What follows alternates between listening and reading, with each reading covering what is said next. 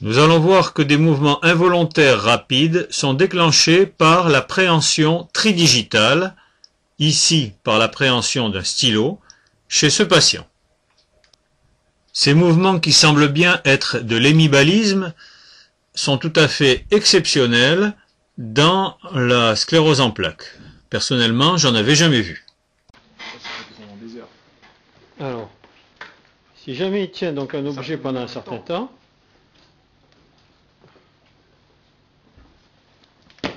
ah, il est parti.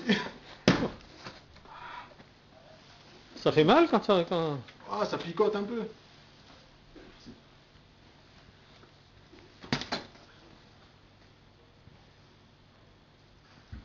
Ça tombe bien, je suis un peu fatigué, ça passe.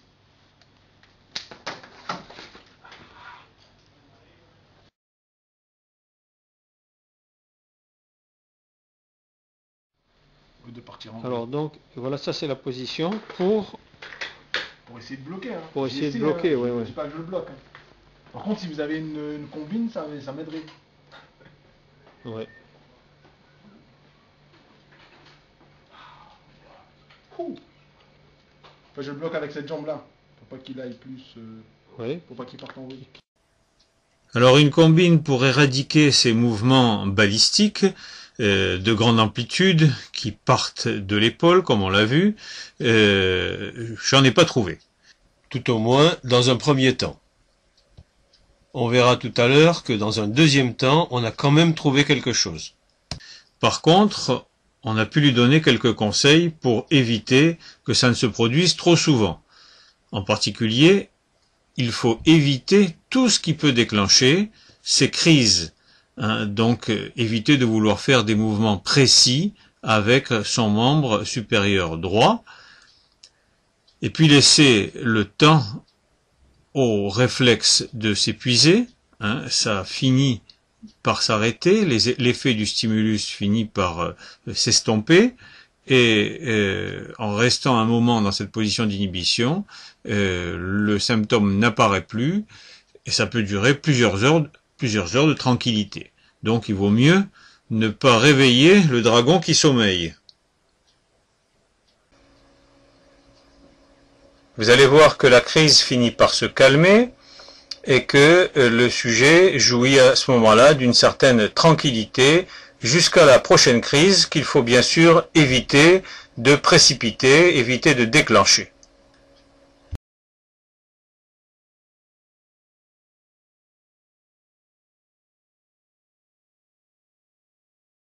Un peu du bras. Ben, comment il va ce bras? Quand ça tremblote comme ça. Mais tu arrives à le maîtriser? Ouais, je jette tout mon poids dessus. Et à ce moment-là, ça l'inhibe. Ça le bloque. Ça le bloque. Donc, est-ce que tu en as autant, moins ou pareil? Non, selon les périodes. C'est aléatoire. Selon les périodes, j'en ai vraiment abusé à tomber du lit. Mais bon. Toujours le bras. Jamais la jambe. Le bras, la jambe. La jambe aussi de temps en temps?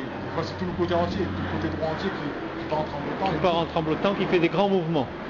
Donc, les progrès depuis la dernière fois ont été spectaculaires. Oh là là. Il dit qu'il s'entraîne tous les jours. Toute la journée? Je fais pas ça toute la journée. Ouais, mais quand même tous les jours. On a eu l'idée d'appliquer à ce patient le traitement qui est utilisé pour les Parkinsoniens à la Cleveland Clinic. En effet, les mouvements baliques sont liés à une atteinte du corps de l'huisse ou noyau sous-thalamique. Ce ne sont pas exactement les mêmes régions qui sont atteintes dans la maladie de Parkinson, mais ce sont des régions quand même voisines et on a voulu savoir si ce qui était bon pour le Parkinson l'était aussi pour ces mouvements incontrôlés. Alors on a utilisé pour les membres supérieurs cet appareil qui permet d'avoir une quantification de la vitesse et y pédaler à 90 tours minute, et ce pendant une quarantaine de minutes. Il effectuait ce travail 5 fois par semaine pendant plusieurs semaines. Je n'ai malheureusement aucune image le montrant en train de pédaler avec les membres supérieurs. Par contre, on a filmé le pédalage avec les membres inférieurs à vitesse rapide. On voit qu'il dépasse largement les 90 tours minute, sans aucune résistance. mais ce pédalage rapide n'a pas donné chez ce patient de résultats vraiment probants. Alors au niveau des membres supérieurs, Membre supérieur, moins de gestes involontaires. à peu près combien? La moitié On va quand même dire une bonne moitié, hein, parce que ça une bonne vraiment moitié. bien. Ça a diminué de moitié. Voilà, une bonne moitié. Elle est plus contrôlée, plus contrôlable. Plus contrôlable. Voilà. Mais Donc plus de spasticité. ces mouvements un petit peu rapides, balistiques en quelque sorte, que... C'est surtout incontrôlé, quoi. Ils partent un petit peu dans tous les sens. Et donc ça a diminué de moitié avec le pédalage à vitesse rapide. À vitesse rapide et dans un sens et dans l'autre. Dans un sens et dans l'autre, puisqu'on a fait... est-ce que c'est toujours ça le protocole que l'on fait? D'abord 20 minutes À vide, puis 90 tours par minute, 90 tours par minute pendant Dans un 20 sens et minutes dans dans l'autre. un sens, et 20 puis minutes dans l'autre. 20 minutes dans l'autre, toujours à 90 tours par minute. Voilà. Et 10 minutes Ensuite, dans l'autre. 10 minutes à vide, c'est-à-dire on laisse la machine tourner à faire 60 tours minute. rouler à 60 tours minute tranquille, puisqu'on ne peut pas aller plus vite avec cette En machine. mode passif, quoi. Voilà, en mode passif. D'accord. Voilà. Ça, voilà pour les membres supérieurs. Voilà. Voilà, quoi. Donc ça n'a pas donné d'effet Sur les membres sur les membres inférieurs. Et par contre, ce qui était vachement, excuse-moi de vous avoir coupé, mais ce qui était vachement surprenant, ce sont le soulagement de La tendinite. C'était de quel côté? Ça, c'est monstrueux, gauche, C'était à l'épaule gauche. à l'épaule gauche. Et le fait d'avoir fait, non seulement ça n'a pas exacerbé cette tendinite, mais en plus ça l'a soulagé. Bien au contraire. Ah ouais, en 2 jours, ça a disparu. Ça a disparu, la tendinite. Bon, après, il faut faire attention au niveau de portée de ça, mais plus de douleur constante, plus de... Franchement, ça a été vraiment Inespéré. inespéré et très surprenant. Très surprenant, voilà, Très d'accord. surprenant. Alors la tendinite, elle était là depuis longtemps? Elle était là depuis cet été. Cet été. C'est-à-dire Depuis cet été. plusieurs mois. Depuis 2 mois. On va compter, hein. Juin, juillet, août, septembre, octobre, novembre.